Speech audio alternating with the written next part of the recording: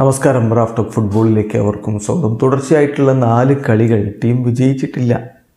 വളരെ സമ്മർദ്ദമേറിയൊരു ഘട്ടത്തിൽ ഇന്നലെ ലഭിച്ച പെനാൽറ്റിയും ക്രിസ്ത്യാനോ ഗോളാക്കി.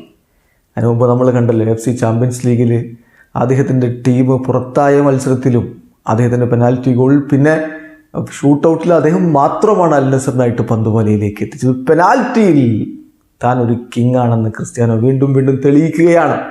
ഇപ്പോൾ ഇന്നലത്തെ അദ്ദേഹത്തിൻ്റെ പെനാൽറ്റി ഗോൾ അദ്ദേഹത്തിൻ്റെ 164ാമത്തെ പെനാൽറ്റി ഗോളാണെന്നും മാത്രമല്ല 2 വർഷക്കാലമായിട്ട് പെനാൽറ്റി അദ്ദേഹം മിസ് ചെയ്യുന്നേയില്ല.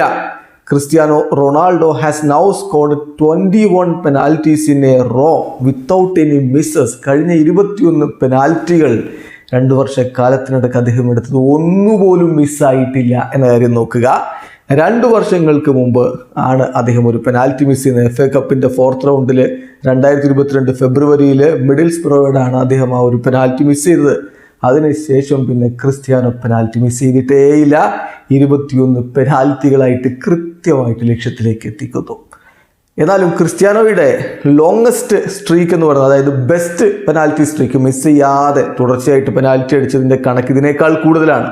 26 സക്സസ്ഫുൾ പെനാൽറ്റികൾ 2010 ഫെബ്രുവരി മുതൽ 2012 ഏപ്രിൽ വരെയുള്ള കാലഘട്ടത്തിലെ അൺബിലീവബിൾ ആയിട്ടുള്ള 26 സക്സസ്ഫുൾ പെനാൽറ്റി സ്ട്രീക്ക് ഉണ്ട് അദ്ദേഹത്തിന്.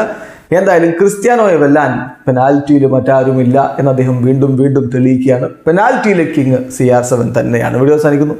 ഫുട്ബോൾ ലോകത്തെ കൂടുതൽ വിശേഷങ്ങളുമായി റാഫ് ടോക്സ് എത്താം.